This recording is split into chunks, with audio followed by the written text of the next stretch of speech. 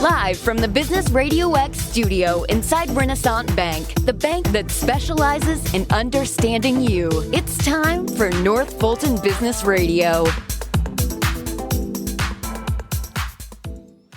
And hello again, everyone. Welcome to another edition of North Fulton Business Radio. I'm John Ray, and folks, we are broadcasting from inside Renaissance Bank in beautiful Alpharetta.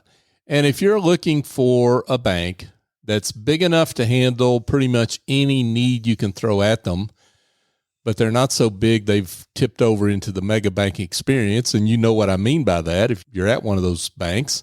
Here's a bank that does things in a personal way. It's Renaissance Bank, and I know that from my dealings with them and the clients that I work with.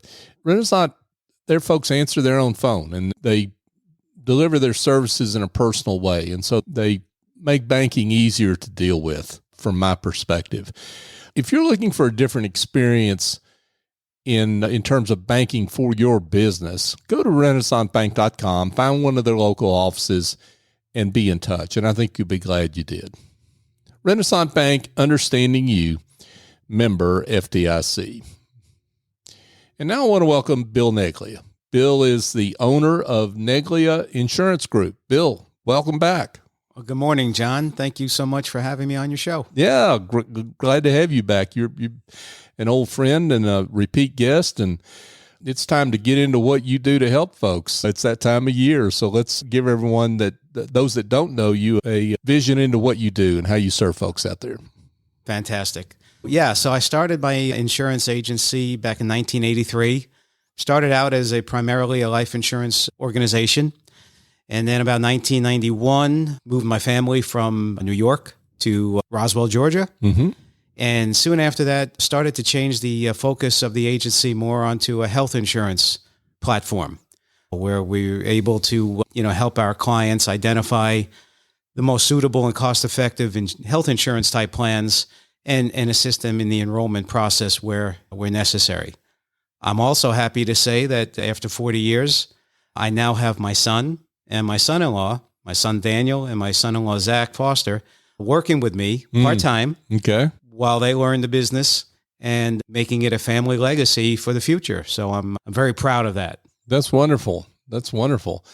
Well, it's interesting to me. You've been in the business for 40 years because I'm judging then by what things look like today, but most 20-somethings really don't necessarily want to jump into the insurance industry these days, right? No, I had no thought or practice when I went to college that I would be in the insurance business. I thought I would be an accountant, and I actually have an undergrad degree in accounting. Mm-hmm. And then my third year, I realized I didn't want to be an accountant. So I jumped out of that and took a finance degree and found that I couldn't get a job out of college. It was very frustrating, to say the least. So after bouncing around working in retail, which was awful, and some other jobs, I saw an ad in a newspaper. That's how far back I started. Want ads in the newspaper. I circled a bunch and saw one from John Hancock and took a job with them as a life insurance agent. I figured as long as there are people with a pulse and a checkbook, I have a business. And, I learned the insurance business the hard way, especially life insurance, which is a very tough product to sell if people don't want to buy it. So that's how I started my career. And I basically did life insurance for the first 8 years. And then, as I said, moved my family from New York to Roswell, Georgia in 1991. And then transitioned over to more of a health insurance agency. Mm-hmm. And the reason for that is I saw a bigger need in health insurance help, and I saw people were more receptive and open to talking about their health insurance than their life insurance. People don't want to visualize death. Oh, come on. I know. It surprised me too. But, I get it. Talk to somebody about their mortality and, they run away from you like you're poison. Of course. Talk to them about, their health and saving money if they get sick or injured. Everybody can relate to that. Right. So it's much easier to talk to people about their health insurance than it was their life insurance. So that was the door opener, and that was the light bulb moment for me. Well, in you with health insurance too, there's an annual renewal, right? So there's always a reason. There should always be a reason. Now, some people don't do this, right? They just renew, and they necessarily shouldn't do it. We'll get into that, right? Oh, yeah. But there's an annual renewal cycle for health insurance, and that opens up the opportunity to have a conversation, make sure folks are getting the value they ought to get, right? Yeah, you're referring to what's now called Open Enrollment. Yeah. Which started in 2014 with the Affordable Care Act, or Marketplace, or people still refer to it as Obamacare. Yeah. Even though it's, Obama was just the president who passed the bill. Right. But it has his name still on it. So Open Enrollment starts November 1st, next Wednesday. And it runs now through January 15th. Typically, it used to run until December 15th. It's been extended for the last couple of years. And that is for individuals that are under age 65 for personal health insurance. People get confused because there's also a Medicare open enrollment period, which kind of runs concurrently to the under age 65 health insurance. So there's some confusion there. And then employers think, okay, what is my open enrollment period? And there is no open enrollment for a group. It's whenever the policy starts, 12 months later it ends, that's their open enrollment. So that could be a different day every year for every group. Right. Right. So I want to get more into that in a second, but before we leave kind of your journey in health insurance, just talk about, other than the fact that health insurance is more expensive, we all know that, right? I mean, and it's like everything else, it's gone up, and of course in the health insurance world, some cases it's gone way up, right? Oh, for sure. Yeah, but talk about beyond that, what's changed? I mean, over these past 30 plus years you've been in the business, what are the big changes that you see that you help clients wrestle with? Yeah, so on the personal side, obviously the Affordable Care Act was a huge change to the whole system. In the past, or prior to the 2014, health insurance could be purchased at any time, but you had to go through underwriting and list any and all medical history on an application. An underwriter would then have to look at it and either approve it, deny it if they felt there was too much risk, or they would issue it with exclusions. So they would carve out the risks and say, okay, we'll cover you for everything else, which, was not really good for most people because they wanted those pre-existing and needed those pre-existing issues covered. So the whole way health insurance was done prior to 2014 was different than what it is today. Now, today you have, with the Affordable Care Act, people with pre-existing conditions, they have no worries. They can get coverage. Those conditions are covered, but there still are challenges in shopping for private health insurance. The Marketplace, or the ACA, in most states, Georgia especially, are only selling HMO plans, which an HMO just means that you have a much narrower scope of doctors and hospitals that you can utilize. And it also has a lower scope of prescriptions that are covered. So when somebody's shopping for personal health insurance, and if they're looking on the Marketplace and if they're doing it on their own and they're looking only at price, the problem there is they're going to buy something and then go find out that their doctor doesn't take it or that their medications aren't covered. Right. Neither one is a good situation, because HMOs, there's no ability to go choose your doctor. Yeah. If your doctor doesn't take your HMO, the only way to get coverage is pick another doctor. And most people, especially those that have health issues, they can't afford to do that. They have to stay with their existing providers. Sure. The worst thing about doing it yourself, besides the fact that the pricing is exactly the same. So when you're doing it on your own, or whether you're doing it with somebody like me and my agency with 40 years experience, the price is the same. There's no savings doing it on your own, but at least my agency brings additional resources. We know the questions to ask. We know what they should be looking for, and we know how to avoid that person buying a policy that's not going to have their doctors in it. So has the availability of health insurance improved? Has it gone down? Has it stayed the same? Well, so the availability has been compromised because, again, open enrollment means that you generally, for the national population, you can only enroll during that, 10-week period. Right. 2.5 months. Right. The only way you can apply for marketplace insurance outside of open enrollment is if you have what's called a qualifying event. There's several of them, but the most common is the loss of prior group insurance. So somebody who's been working for a corporation and covered under the company plan loses their job or voluntarily decides to leave, maybe go out on their own, that insurance is going to come to an end. And then they have the option of either going on COBRA, or they have a 60-day window called a qualifying event period where they can transition onto a private policy, even though it's outside of the national enrollment period. Mm-hmm. So that's for people with looking at marketplace. There are private insurance plans that are available on a year-round basis. And those plans, depending on the individual or the family, can be a better option, but they do have some restrictions and they do have underwriting. It's almost like the old school type of insurance prior to marketplace. Right. And our agency has access to all of those products. Gotcha. Folks, we're chatting with Bill Neglia. Bill is the owner of his own firm, Neglia Insurance Group, and a predominantly health insurance broker through Neglia Insurance Group. Let's get into some of the specifics. Maybe we can start with personal health insurance first. So we talked about the open enrollment period. Let's just reiterate the beginning and end of that period, just so people know. Sure. So the open enrollment period starts November 1st. Yep.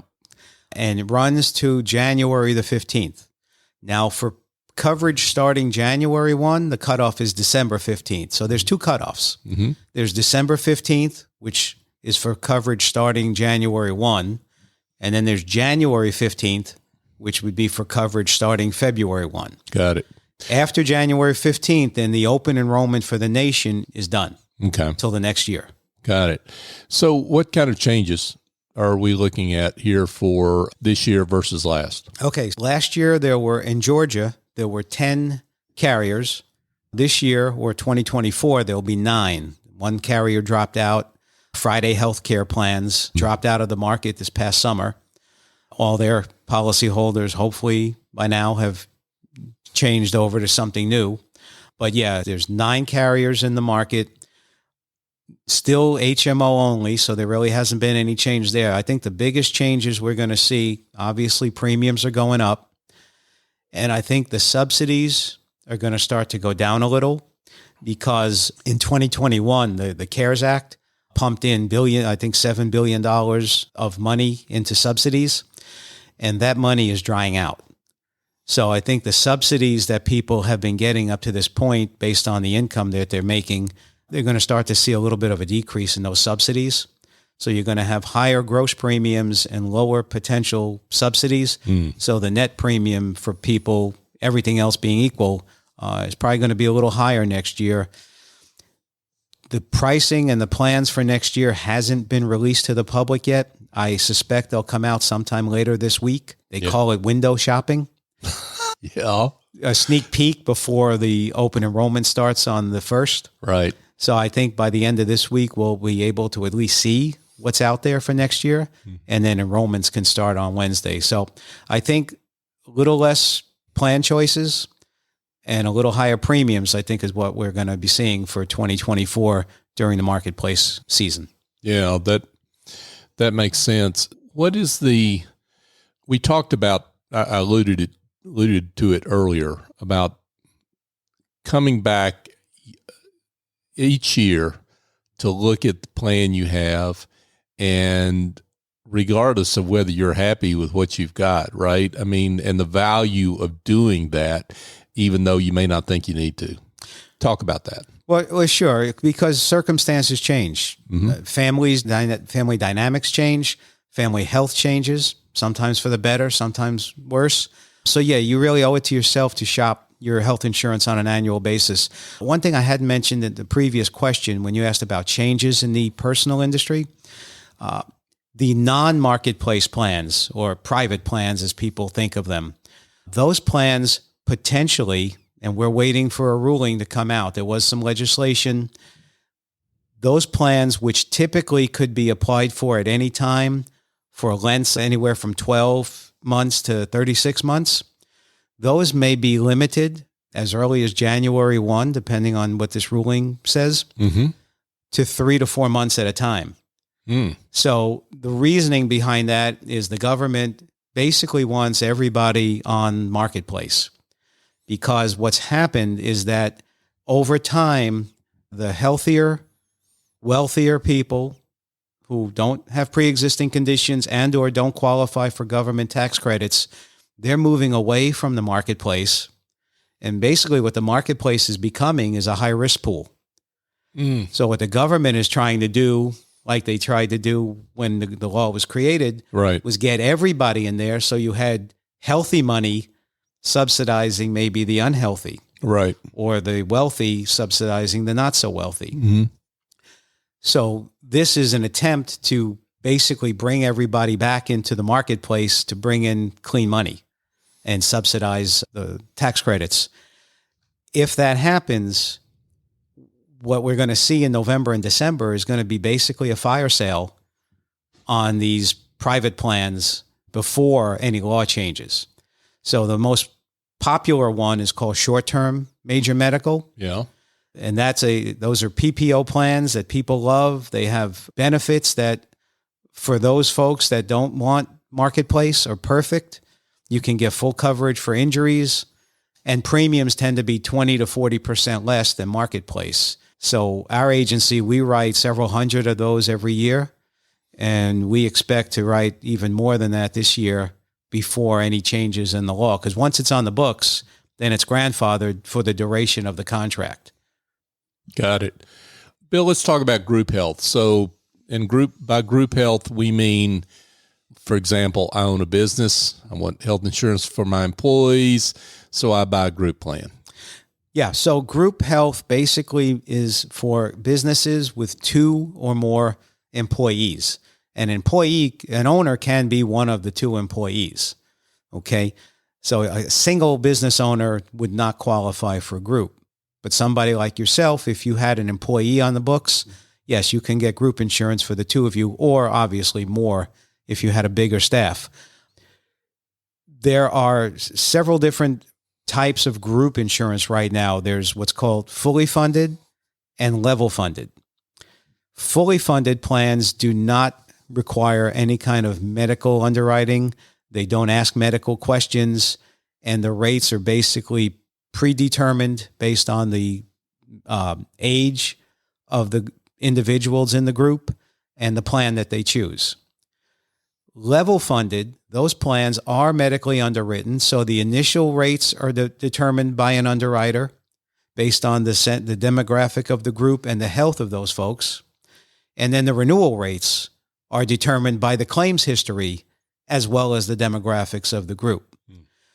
Best case scenario, I've seen rate differentials of about 40%, where the level funded plans were cheaper for the same or even better coverage than the fully insured. Worst case scenario, I've seen groups denied even quoting because they had so many health issues. Bottom line is every group needs to be evaluated on its own, and that's what we do in our agency. We look at every group. We gather all the information. We run both sets of quotes, and we identify which one makes more sense for that employer. And that's what we base our recommendations on. And we change, and we go back and review it annually as well. Bill, you've been at this quite a while.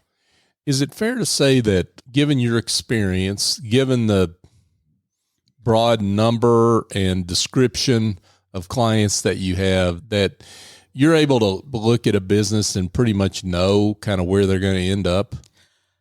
Once I know their information. Once I've gotten their medical information, yes, I can pretty much tell if a level funded plan is going to quote better than a fully guaranteed plan. Yeah. I still send it out because I'm not an underwriter. Right. So yes, I may eyeball it and use experience, but I will never make the determining factor. I always send it to the actual underwriter. Yeah. But I'm pretty consistent with being able to do what we call field underwriting and evaluate something on paper and pretty much know who's going to come in better than someone else. But I still run it through the proper channels. Oh, sure. But I mean, that has a lot of value to clients, right? I would think so, because here's the thing.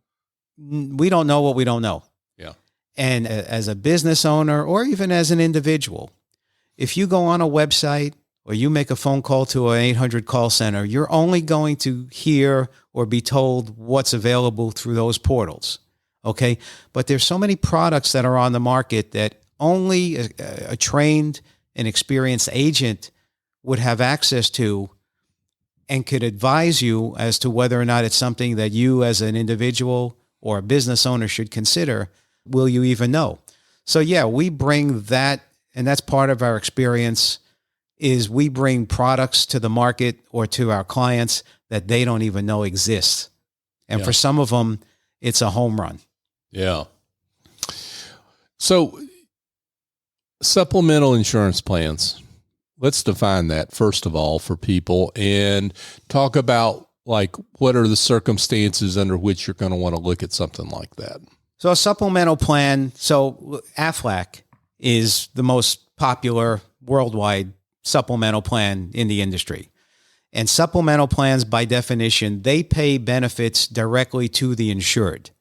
So if you're an insured and you have, let's say, an AFLAC policy and you have a claim, you're going to get a check directly from AFLAC based on the claim and the policy you purchased. And so for those that don't know, though, real quick, AFLAC, I mean, people know the duck, but they may not know more than that. But what kind of conditions or what have you does AFLAC insure against? So their bread and butter is cancer. Okay. You know, they were founded on selling cancer policies, but now I'd say their portfolio, they've got cancer, they've got accident, they've got what's called critical illness, hospital, dental, they have vision, they even have some life insurance. So they have a very robust portfolio, but cancer and accident are their primary products. Okay. And they can be purchased either as an individual or as a group. Mm-hmm. But again, the benefit goes to the insured.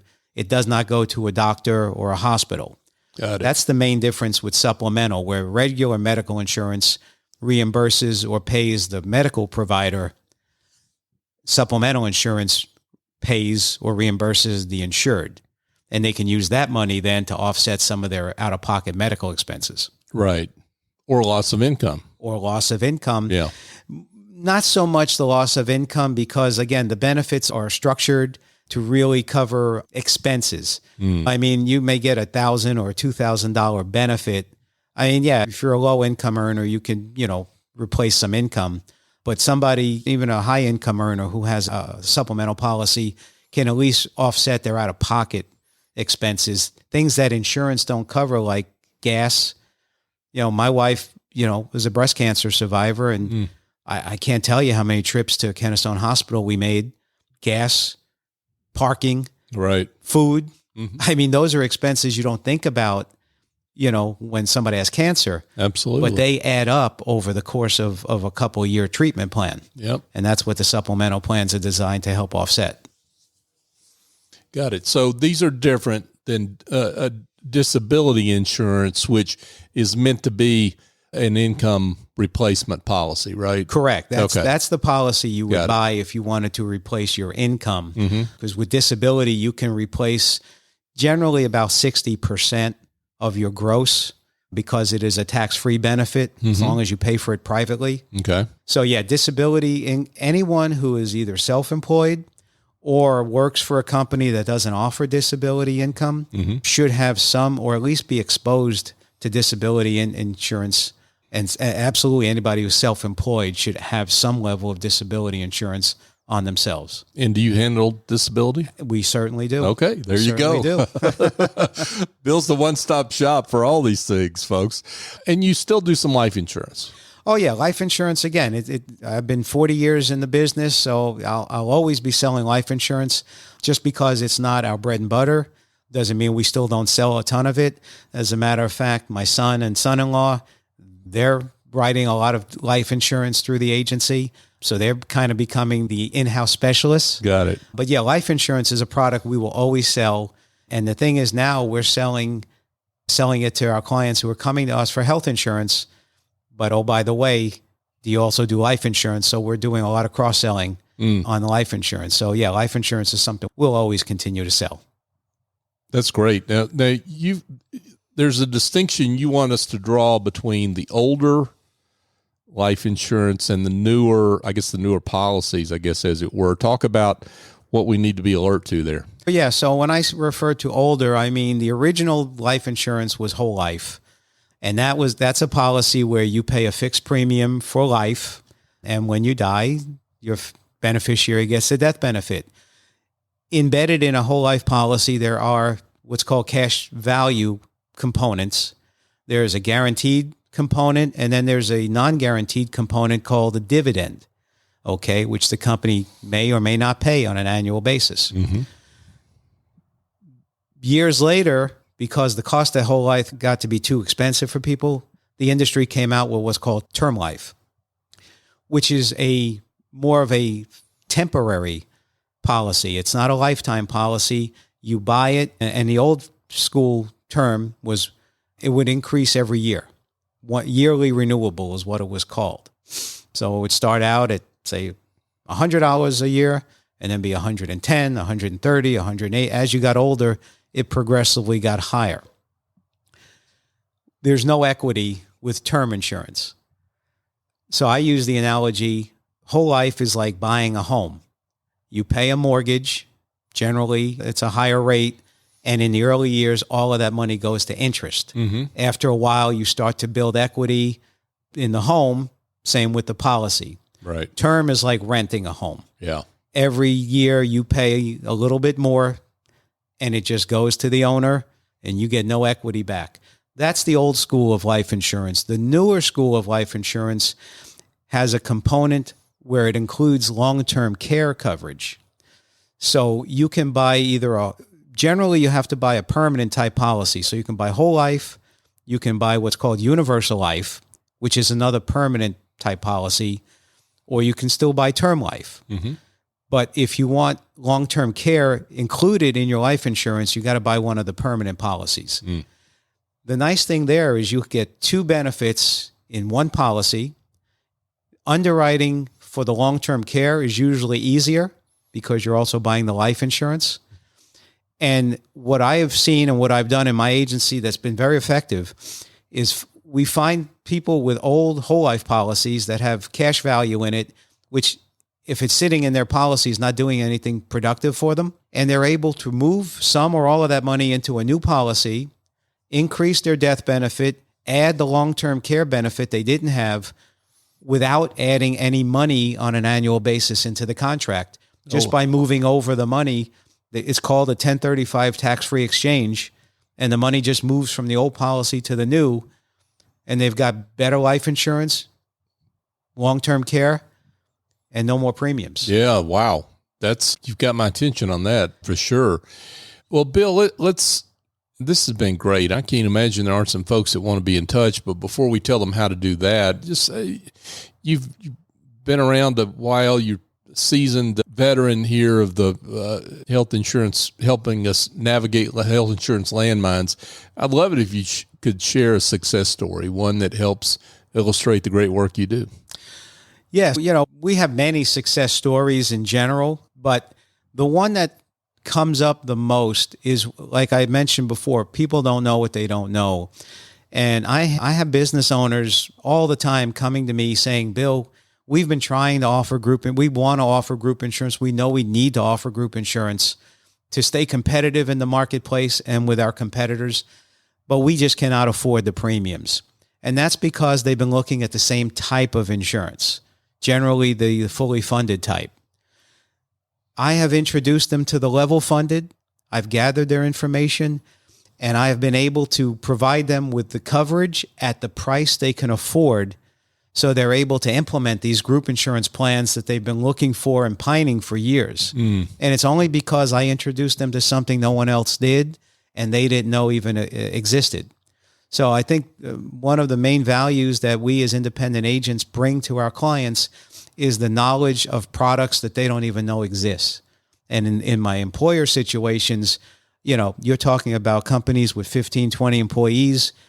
where they saw premiums of $500-$600 a month, and I'm able to get them $300, $350. Oh, wow. Which is the difference between having and not having a policy. Right. Yeah, we've done that, and we do it on a regular basis. Wow. Great stuff from Bill Neglia, Neglia Insurance Group here in the Roswell area. And you're serving folks, I assume, all across the state, right? We handle the entire state of Georgia, and we're licensed in 14 other states right now. Well, there you go. The whole Southeast. Okay. Yeah, where our reach is further than Georgia. Based here in North Fulton, but certainly serving a lot broader circumference, I guess, than just the Roswell city limits, for Absolutely. sure. Well, Bill, this has been great. And again, I can't imagine there are some folks that want to be in touch, so let's tell them how they can do that. Sure. Thank you, John. This has been my pleasure as well. So yeah, you can reach me by phone, 404-433-8838, email bill@negliainsurance.com, or check out our website, which has actually been refurbished and is brand new, www.negliainsurance.com. Take a look at it. Love to see what you think about it. But yeah, we're happy to help. And again, we charge nothing for our services. Bill Neglia Insurance Group. He's the owner there. Bill, this has been great. Thank you, John. Thank you It's so been much. my pleasure. Yeah, thanks for coming in. All right. Hey, folks, just a quick thought for you. If you're having health problems in your back office, and you're not adequately covered. Do you love these puns? What I'm getting at is that you are spending too much time on some back office issues in your business, whether they be administrative tasks or bookkeeping or preparing presentations or doing marketing or that kind of thing. You're spending all your time on that instead of getting someone else to take that off your plate so you can focus on what's important in your business, which is the revenue side of your business and your employees as well. Well, Office Angels can take over those tasks, and they can help you restore the joy you previously felt about your business by taking on those issues. They have a whole team of angels that will fly in, get that job done, and they fly out, and they do it on an ongoing or as needed basis. They do great work, and I know that myself because they do work for me, and I see it every day in what they do. So give them a call at 678-528-0500. You can go to officeangels.us if you want to just check them out before you call, but I encourage you to call. Let them know we sent you and explain what your issue is, and let them, again, help you restore the joy that you used to have in your business. And folks, later this year is coming up fast. So really within the next couple of months as we record this show here in mid-October 2023, I will have a book out. It's called The Generosity Mindset Method for Business Success. Raise your confidence, your value, and your prices. If you are particularly a solopreneur, professional services person, you will hopefully gain a lot of value out of this book, and it may be one that may be of interest to you. If you want to learn more, go to thegenerositymindset.com to sign up to receive updates on the book and when it will be coming out. And again, it will be mid-December 2023. And I want to thank our audience. We have passed here recently show number 700. And we've done that after 7.5 years of this show, and we've only gotten this far because of you, and you continue to support us, and we're so grateful for you. Continue to do what you've always done, share the show. If you've heard something here from Bill that makes you think, hey, I know of a friend that needs to hear about his services, please do that, and do that for any of our shows. We're grateful when you do that, and we are also grateful when you follow us on social media, North Fulton BRX on all the major platforms, and share as well there. What you're helping us do is continue to be the voice of business in the North Fulton region and beyond, and give business owners whose stories might not be heard otherwise a place to tell their story and to have that work be celebrated in that way. So thank you for your support as we continue to live into that mission. So for my guest, Bill Neglia, I'm John Ray. Join us next time here on North Fulton Business Radio.